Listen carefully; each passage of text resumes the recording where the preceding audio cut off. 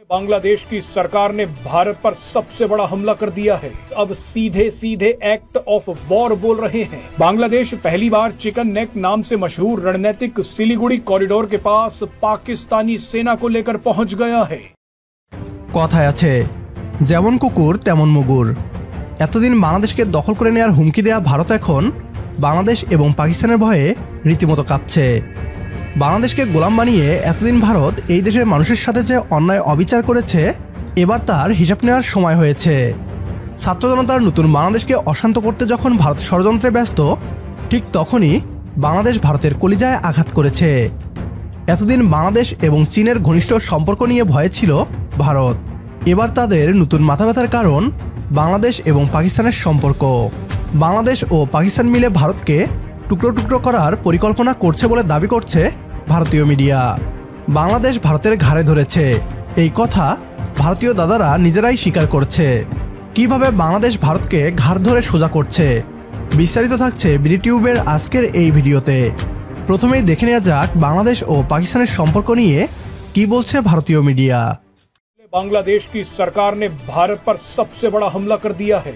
बांग्लादेश ने जो किया है उसे कई एक्सपर्ट्स अब सीधे सीधे एक्ट ऑफ वॉर बोल रहे हैं। अभी तक तो मामला बांग्लादेशी हिंदुओं पर अत्याचार का था, इसीलिए भारत ने भी संयम बरत रखा था। बांग्लादेशी हिंदुओं के लिए भारत ज्यादा से ज्यादा या तो नाराजगी व्यक्त कर सकता था या एक्शन लेने की मांग कर सकता था। भारत ने यही किया, लेकिन इस बार सीधे सीधे भारत की संप्रभुता पर हमला हुआ है और इसका जवाब तगड़े हमले से ही देना होगा। बांग्लादेश ने पहली बार भारत की गर्दन पर हाथ डालने की कोशिश की है, इसीलिए अब बांग्लादेश की गर्दन तोड़ने का समय आ गया है। बांग्लादेश पहली बार चिकन नेक नाम से मशहूर रणनीतिक सिलीगुड़ी कॉरिडोर के पास पाकिस्तानी सेना को लेकर पहुंच गया है। ये भारत के लिए बहुत बड़ा खतरा है। 60 किलोमीटर लंबा और 22 किलोमीटर चौड़ा सिलीगुड़ी कॉरिडोर पूर्वोत्तर राज्यों को बाकी भारत से जोड़ता है। यह इलाका जियोपॉलिटिकल, आर्थिक और सुरक्षा के लिहाज से बेहद महत्वपूर्ण है। अब इसी कॉरिडोर के पास बांग्लादेश पाकिस्तानी सेना के कई अधिकारियों को लेकर पहुंचा है। बांग्लादेश का रंगपुर इलाका भारत के सिलीगुड़ी कॉरिडोर के सबसे पास पड़ता है। यहीं पर पाकिस्तानी सेना के अधिकारियों को देखा गया है। अगर ये भारत पर हमला नहीं है तो फिर क्या है? बांग्लादेश यही नहीं रुका, बांग्लादेश का दूसरा कदम भी एक्ट ऑफ वॉर है। बांग्लादेश ने ढाका में पाकिस्तान की खुफिया एजेंसी ISI के चीफ से मुलाकात की है।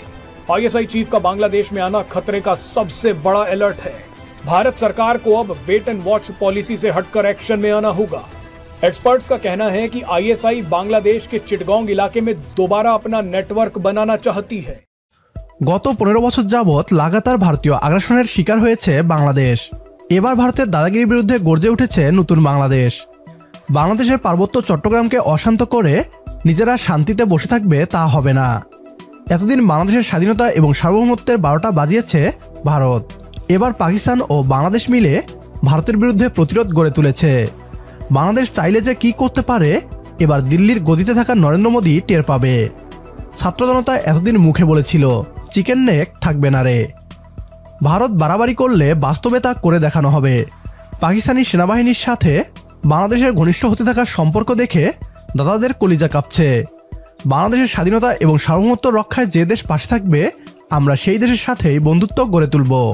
পাকিস্তানিরা আমাদের পূর্বপুরুষের দুশ্মন হলেও জেন জেডের দুশ্মন আগ্রাসী ভারত। আমাদের সাথে একমত হলে কমেন্ট বক্সে ইয়েস লিখে জানিয়ে দিন আমাদের। সেই সাথে ভিডিও শেয়ার করে দেখার সুযোগ করে দিন আপনার বন্ধুদের। পরবর্তী ভিডিও দেখার আমন্ত্রণ জানিয়ে বিদায় নিচ্ছি আজ। আল্লাহ হাফেজ।